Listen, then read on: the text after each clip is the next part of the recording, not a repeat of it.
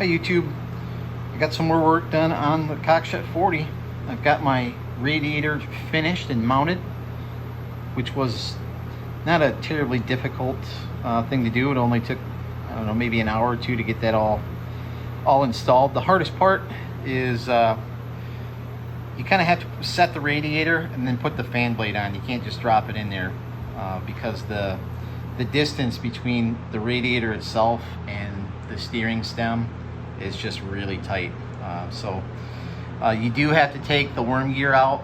So basically, if you undo those two bolts on that casting feature right there, the worm gear just screws right out, and it's trust me, it is messy, because if you can imagine it, it's got this tiny little grease fitting on here, but underneath of that cap and inside of that cylinder, that thing is just swimming in grease. It's like there's like 2 tubes of grease up in there. So when you take that out, just be prepared for a big mess. But all in all, it went in pretty good. It dropped right in. It fits perfect, but it should, because I mean, it was record, but the skeleton, if you were, the steel support structure, you know, whatever they call them, the side rails and the fan shroud, that's all sweat into place on this original radiator. It's still has the nameplate on it. I can't really pick it up, but I think it's Long Manufacturing out of Windsor, which probably doesn't exist anymore, but I think Long is still a viable business. They might just do something else. And I think they might be stateside now.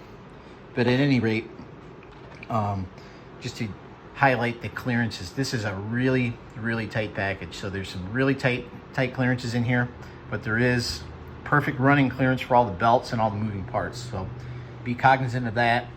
The fan is probably the hardest thing to do. So after you get that set in, you kind of have to have the fan sitting inside the shroud when you put the whole works together.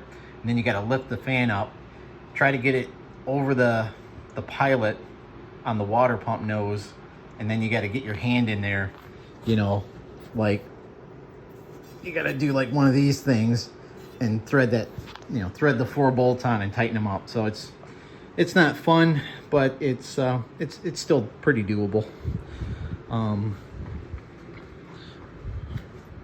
The paint scheme, I'm not sure if it's original. I don't really care. I just want it to be functional. But it's like a Pore 15, kind of a rust preventive paint. So it's really bulletproof. And then on this side, I've got to make a little standoff because I'm not too happy about the close contact between the outside frame and this steel water pipe that connects back up to the engine. There's the lower radiator hookup is down there, and there's really no way to get access in there to get those clamps off. And quite honestly, I didn't want to fuss with it too much, because once you've got that lower elbow on, you kind of want to have that all on before you install it, and then this pipe just kind of comes along for the ride. So tighten those down good before you install it, and that way you don't have to mess around with trying to get your hand down into that cavernous maze of sharp objects. But I'm very pleased with how it turned out. It's a big sucker. It originally had a 3-row with 3/4 inch tubes, and just like a flat fin. The replacement core is a flat fin, but it's a little bit smaller tube. I think it's a 1/2 inch tube or a 5/8 tube, but there's a lot more rows. There's 5 rows. So I'm not sure if that's gonna improve the cooling performance or make it worse, but you know what? It holds water, or it holds coolant. So that's a definite. I put that in the plus category. And one other thing to note, when you fill these, if I can see that, when you fill them, don't fill them all the way up to the top. I see so many people that fill these all the way up until they have, like, you know, coolant come gushing off the top, and then they just throw that cap on.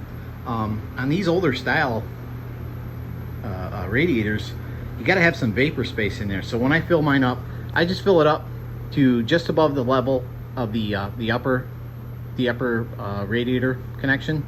I just fill it up to that level, and that way you've got, you know, a good inch or two of vapor space. So when this thing, if it were to overheat, it's got enough vapor space to engage the pressure cap. The pressure cap's not a hydraulic device. It works on gas pressure, so it's a 7 psi cap. So you got to make sure you got enough room in there for vapor to build. That being said, I'm really just maybe a couple of days away from getting this thing to start. I got to work out some gremlins on my distributor. I've got that going through some troubleshooting on that. I've got 12 volts at my coil, and I know I've got functioning works inside of the distributor, because I took it all apart and I was able to get spark across the contact points. So I don't think the condenser's bad. Well, for starters, it's all been rebuilt, but I